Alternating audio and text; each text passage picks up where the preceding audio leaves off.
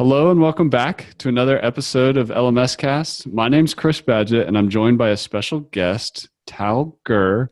He's an author, he's an online business builder, and he's an all-around interesting guy with a lot of interesting experience to share. He has a book called Fully Lived. You can find that at fullylived.com. He also has another book he's written called 1 Year to Freedom. You can find that over at oneyeartofreedom.com. Tal, thanks for coming on the show. Thank you for inviting me.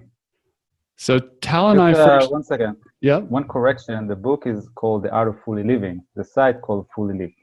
Perfect. Yep. The Art of Fully Living. I actually got it on Audible and I've been listening to it and I just really enjoy, dropping into your story. And we're going to talk about that a little more. So Tal and I first met basically online. We became internet friends around online business, entrepreneurship, and Tal ultimately, as our friendship developed, Tal got on a plane. I was living in Montana at the time, and Tal came out for a visit. We went on a camping trip, but it is possible to, meet people on the internet and become friends and just, then meet up in person. What makes you comfortable with being such a global citizen, Tal? I guess it's in my nature. I just had this will and desire to travel and to explore the world. And I didn't want to just to be a tourist. I wanted to actually really immerse myself in cultures, spend more time than the normal, let's say. So sometimes I spend like 2 months, 3 months in a place. Sometimes I spend a year, and so I guess it's just my nature. That's awesome. And one of the things I love about Tal and my friendship is there's really very little small talk. Immediately we go into like the deep things or the big things. And for me personally, I find that really refreshing and we're just into a lot of the same stuff. So if you're at a party and somebody's like, who are you and what do you do? How do you even answer that question?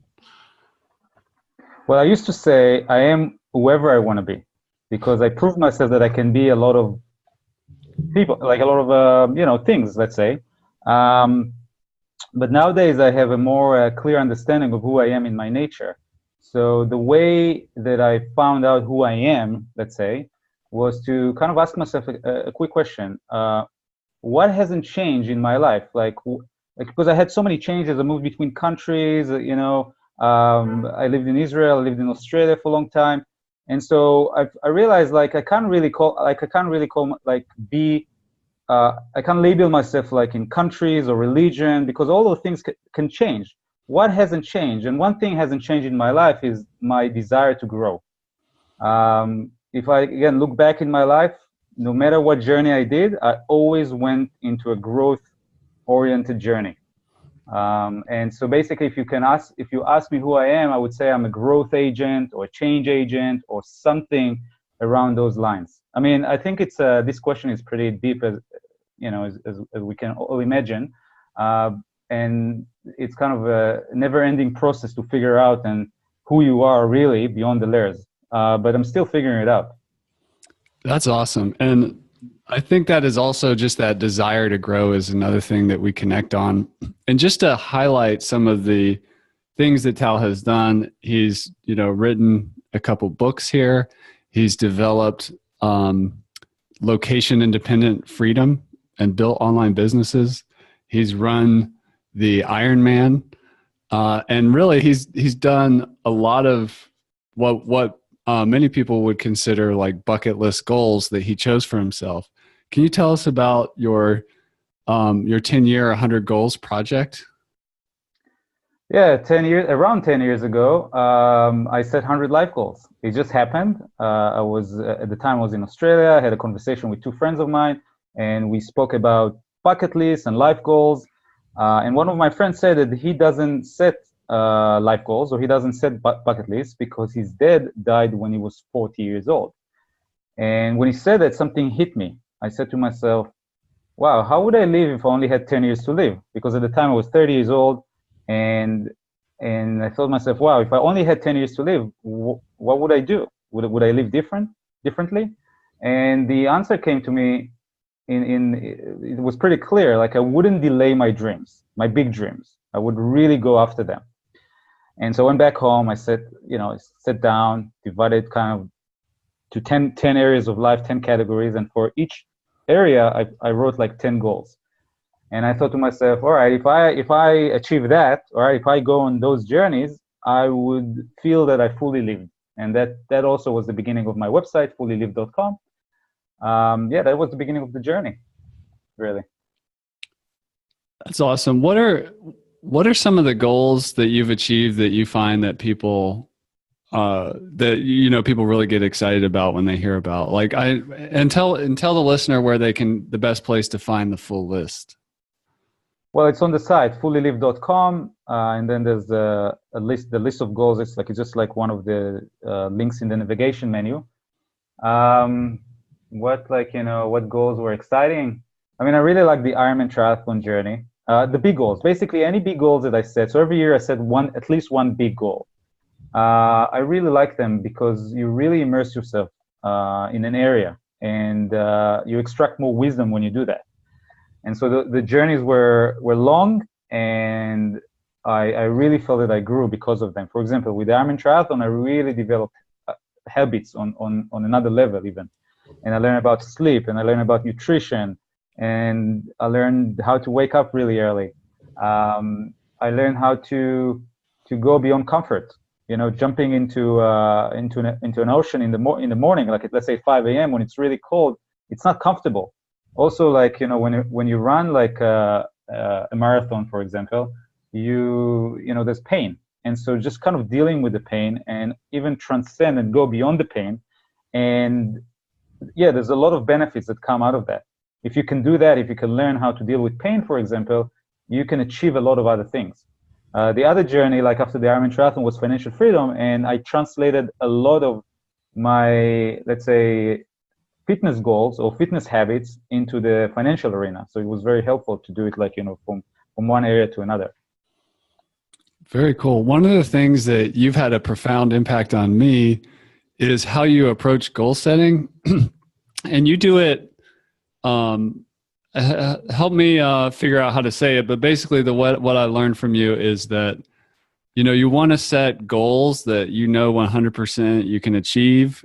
And maybe it's the habit, not the actual end thing, or, and you've got it nailed down so good that that if you set a goal, it's going to happen. So can you talk to us like how you approach goal setting? Well, let me say that, I didn't know that I'm going to achieve those goals 100%. What I knew is that if I actually set something, I'm so committed to that, or I set the foundation right, that it's almost like impossible to achieve that.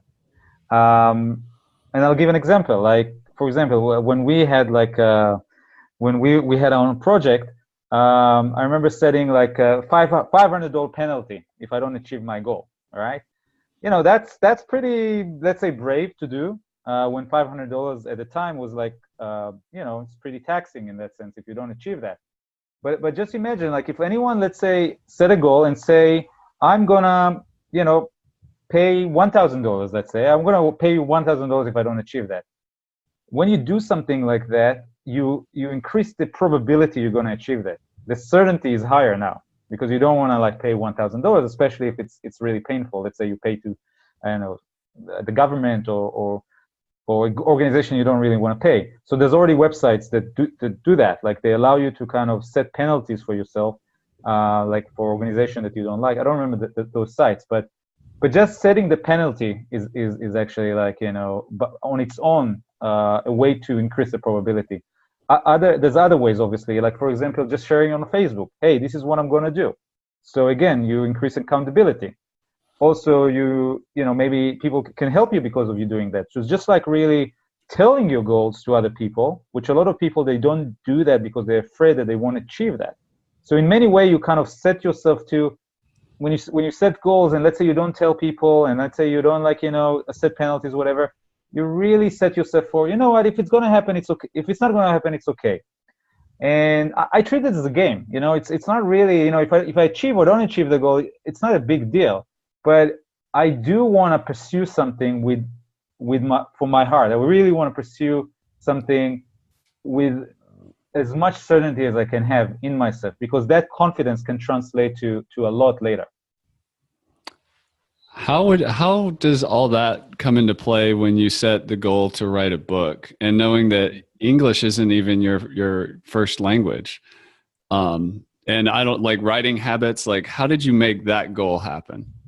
Yeah. So yeah, that's actually a good goal to talk about, because obviously it's a long-term goal. It's a big goal. It took me a year. The Art of Fully Living took me a year. I approach it like any other big goal, really. So, for example, one of the things that I do, I make sure I have a support system. And when I say a support system, I don't mean I don't know, friends, family, those kind of people, which is great to have. It's great to have your family support or your friend support. But I'm actually talking about people who are serious as you are, serious about the topic itself. So, for example, for my book, I had a writing coach. All right, she was with me the whole year. Yeah, it was expensive. Yeah, I pay her. It was expensive, but that actually, anytime you invest, it doesn't matter, money, time, energy, you increase again the probability you're going to achieve the goal because you invested in it. Let's say you invest $10,000 in writing a book. You really want to get something out of that. Otherwise, you're just dumping $10,000. But if you go after something with no investment of your time, money, energy, and so forth, then again, like, the probability may be lower. So yeah, I hired a writing coach. I hired help in terms of people to kind of do research for me. If I need, let's say, certain facts, certain data, suddenly I had a team of people working with me. Physically, actually, one of the guys that I hired sat near me, and we were working together. Other things that I did, I kind of, you know, I transcribed a lot of things that I said to a microphone. That was pretty good. And the last thing, I had a very good editor. Actually, I had two editors, but the last one was so good. So after I sent it to one editor, I sent it to another editor. And yeah, just to show you like the amount of investment for such a project. And because I'm pretty good with structures and processes, I made sure that the structure was set right in terms of like writing each chapter. Yeah, so that's basically it, really. Tactical question. Where did you find an editor? Those two editors really were people that I already knew in the past, because, you know, I had a blog and I worked with editors. I think I had luck, actually, in this case. Like, but you can find them obviously on Upwork, and there are other marketplaces. I think even Amazon actually provide editors. But in my case, I wanted someone I really trust. That's something very important to me. So I just, like, in my network, there was someone that I knew really well, and I hired her. Very cool. Switching gears, one of the things in your story is there's these moments where you make hard decisions and there's a transformation. Maybe you're moving to another country, or, you know, what you're doing with your time and the people you spend time with changes dramatically. How do you make hard decisions? And looking back as you connect the dots, because you've been through this, it wasn't just like one event. You've done lots of different big decisions, big changes. What's the common thread through all of this? Each time I was excited, I felt alive inside of me before I made the change. So I made sure that, like, I'm not just changing for the sake of change. I'm changing for something that is meaningful to me. And maybe that's the key word. That's also a common thread. Like, anything that I've done, really, I felt it was meaningful on many levels. So, you know, a lot of the time we go for what I call external success. It could be money. It could be, I don't know, title or prestige or being famous, all of that. But the way I look at it, I also look at the internal success. Like, for example, writing a book. Yeah, I can gain, like, financial, you can gain income from that and so forth. But you can also, like, you can grow internally, you know, like, you're pushing your comfort zone, and there's a lot of bunch of other things that you can gain. The other thing that I'm thinking about is, like, well, now anyway, I'm thinking about service. I'm thinking about like, is this journey is meaningful enough in terms of also helping others? So that's also one of the reasons I had a blog. I felt like I want to share my journey. I didn't think that I'm going to write a book really when I started the journey, but like the blog was purely to share, and I think it's really beneficial in so many levels, also accountability and so forth. I want to bring it back to goals a little bit. What's, in your opinion, if you were advising somebody who's asking for input or insight or for you to share your experience, what's a better goal than saying, I want to make $1 million or having $1 million income goal? Like what might be a different way to look at goal setting than that one? First of all, I would say that like that's a valid goal. Yeah, $1 million. You can do a lot of that. I think it's actually figuring out what's behind that. You know, you can still set the $1 million as a goal, but I would say like, what's behind it? Why do you need $1 million? A lot of time, you know, the answer would be different for different people or the different journeys you are. But a lot of time you will, you know, again, like we can go deep here in terms of spirituality, but the universe sometimes gives you what you need, not what you want. All right.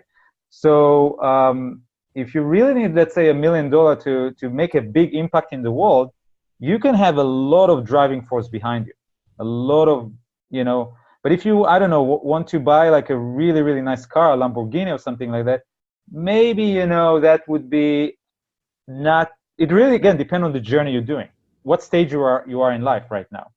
So I think like that would be the key here. What's behind that? The other thing that I want to say is that $1 million is a nice goal, but a lot of time you can actually set a goal that you have more, I would say, certainty in how you achieve that. And so what do I mean by that? For example, you can say, let's say I write 10 books. I write 20 books, all right? There's a little bit more certainty in writing 10, 20 books. The $1 million is a result, can be a result of those 10, 20 books, all right? So yeah, just a little bit like, you know, talking a little bit about what's behind it, but I think in general, it's really more of an internal game. The beliefs you have and so forth, and we can talk about that if you want. Yeah, what are those beliefs? When goal setting and you know, asking ourselves, well, what do I want out of life? How do we get that from inside more visible so we can look at it and make decisions? Yeah, belief to me is everything. I mean, it's the filter of how you see the world, all right? So a lot of time we can say, oh, this is good, this is bad, but usually there's a belief behind it. It's not that things are internally or inherently like good or bad. It's like you believe that those things are good and bad. And why do I say that? It's because it can be very helpful in your journey. Like, for example, let's say you set, again, like you set a goal of financial freedom, or even the $1 million goal, all right?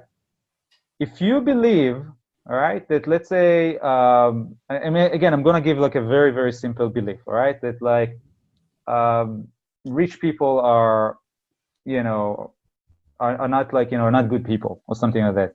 You're actually going to go against yourself in so many ways, all right? You may go after the goal of $1 million, but the belief behind that could be an obstacle.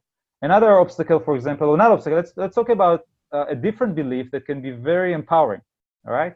Let's say you go after financial freedom where you believe that you're already free. You already feel free in your body. You feel it. So in many ways, you go after financial freedom from a place of empowerment. You're not from a place of a lack. It's easier to attract people when you feel freedom in your body. Or let's give another example. Like, let's say a long-term relationship. All right, you want a long-term relationship, but you already feel you don't necessarily feel that you're lonely, or you feel like already,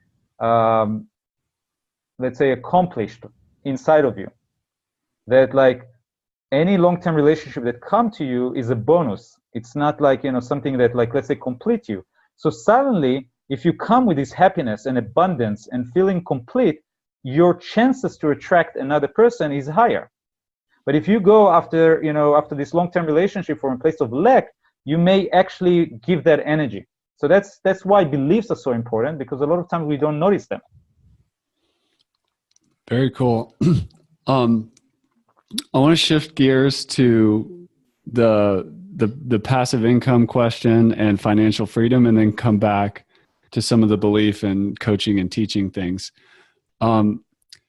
If we realize that we don't actually need $1 million and we just want financial freedom, and we want a different lifestyle than a current job or situation or location. You said you're a good process systems person, and that's helped you. What are the common issues you see with online business, or people new to it or starting it or not really getting traction with it? And if you were to advise somebody who's just trying to they don't need $1 million, is just trying to get to that baseline income they need, what are some top tips you have? Well, again, let's go back to the beliefs for a second. If I believe it's possible, I really believe it's possible, then again, I'm empowering myself in this journey. So $1 million sounds maybe really far for someone who just started, all right? It's achievable. But when you start and you say, wow, $1 million, especially let's say you've never even achieved like 6-figure, it sounds so far, and maybe you have a lot of excitement in the beginning, but there's momentum slap, because in a long journey, sometimes like the momentum kind of goes down. So it's better to actually set like a goal. Like, for me, financial freedom, you don't need $1 million. You can potentially achieve financial freedom even with a $2,000 passive income. If your expenses are lower than $2,000 in passive income, literally you're free, because you don't have to work. Like, you can actually do whatever you want. So a better goal is actually, let's say, set $2,000, let's say $1,000 even, like, in passive income. And also like believing that it's achievable, that it's feasible to actually have passive income, because there's a lot of debate, is passive income really, is it real? Because a lot of saying, it's not real because you have to work for it and so forth. Yeah, you have to work for it, but passive income is you put a lot of work now, and the income later comes to you in an ongoing way. Like, for example, I wrote a book, and nowadays, like, it's already like 5 months later, I still have pretty nice royalties from that book. That's passive income. I don't have to do anything for it. I don't even have to market it. I don't have to promote it as much. It's nice that we talk right now, but even if you don't talk right now, it sells on Amazon. So, yeah, and let me say another thing about that, like in terms of achievable or feasible, a lot of time is good to actually find someone who already did that. When I went for the Ironman triathlon, I set like a goal to do it in 6 months. And it was really hard for me to find someone who went from 0 to Ironman triathlon in 6 months. But when I found someone, suddenly my certainty increased. I actually like realized, okay, this is definitely feasible. So I would say, like, the same thing with financial freedom or passive income. Find someone who actually did it, really did it, happy to share, check that he actually did it, obviously. And yeah, there's many ways, like, to contact that person, maybe hiring them as a coach. There's many ways to contact those people, just to increase the certainty. That's awesome. I want to look a little bit, just for the teachers out there and the course creators, at two sides of the coin: learning and then teaching or coaching. You as a learner have proven that you're highly self-motivated. Like, once you have a goal, and I call it batteries included, like, you don't necessarily need extra motivation. Maybe you do sometimes, but a lot of the learning you do is self-learning. But what works for you when you're learning something? Can you talk about a little bit more about your process? Let's say you set a goal and you need to learn some things in order to achieve that goal. You've already mentioned developing a relationship with somebody who has already achieved it successfully. What else is in your, and you set goals and you build habits. What else is in your learning approach when you need to learn stuff? Well, when I started, I actually had a very linear process, all right? But I'm not necessarily advising that anymore.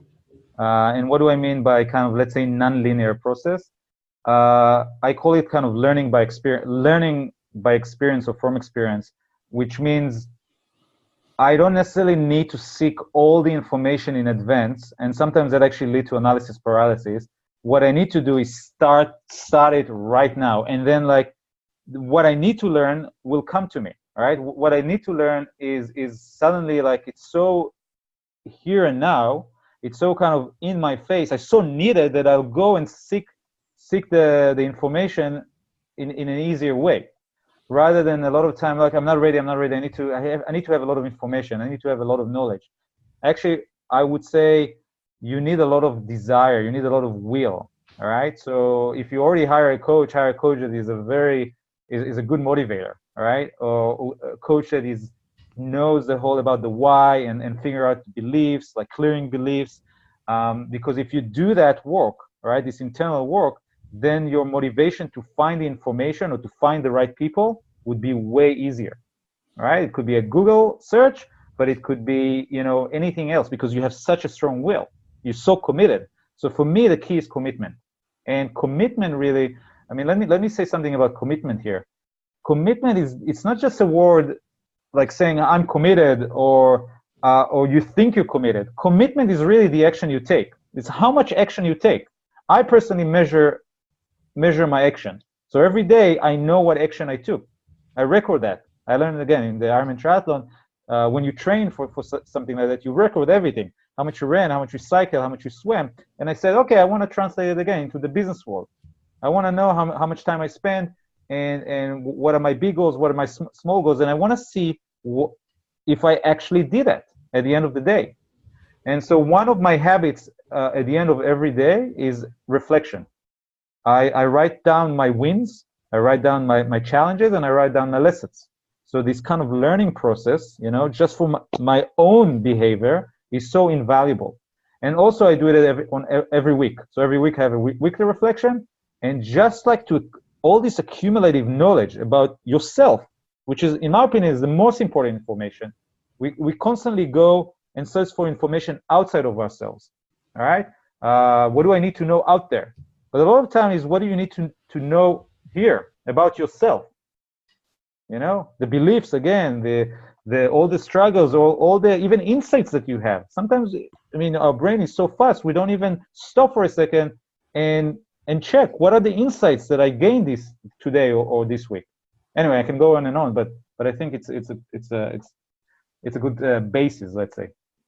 That is very good. And I would encourage you, the listener, to check out The Art of Fully Living, because Tal goes in deep into a lot of this, and you can see a lot of this applied to really specific stories and experiences in his life.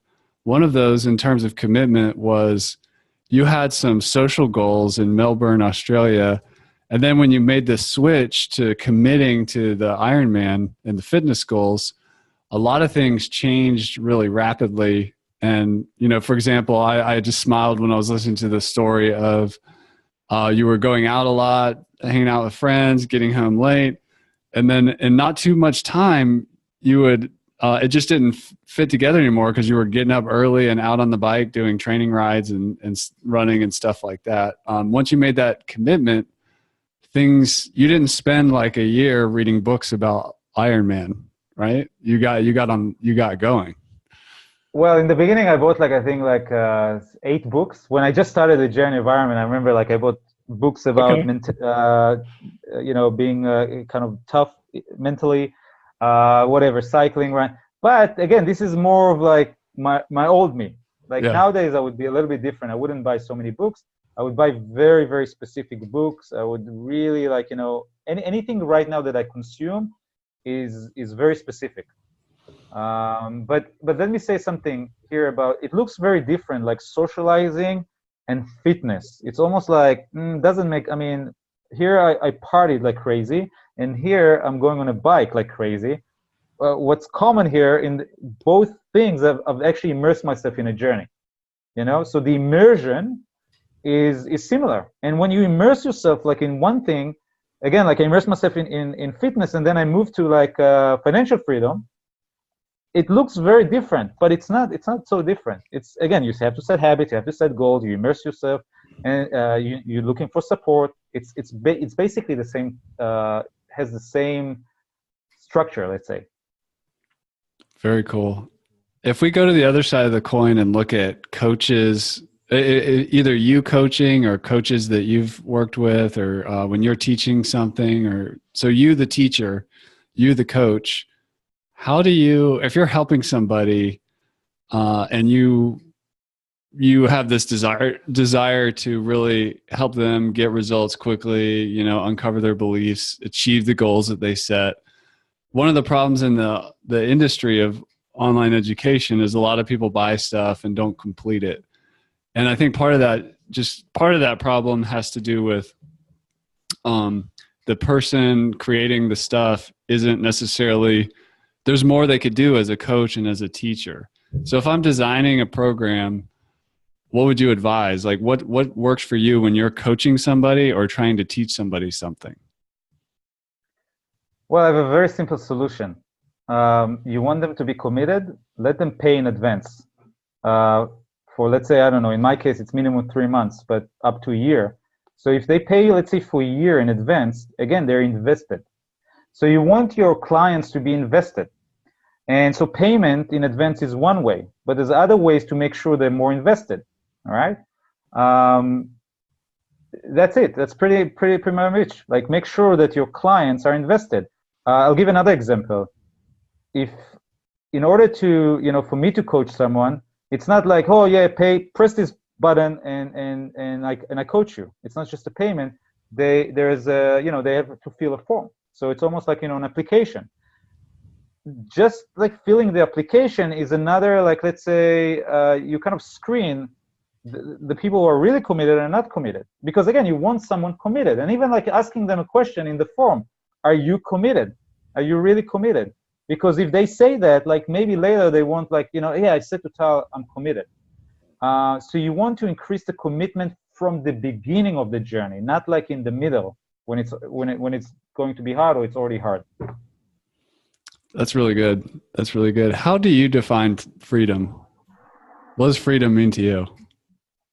Freedom, it's a natural state, really, to be honest. Like, I feel like it's not something out there that I need to achieve. It's like, it's this ability to connect to myself and have this array of options.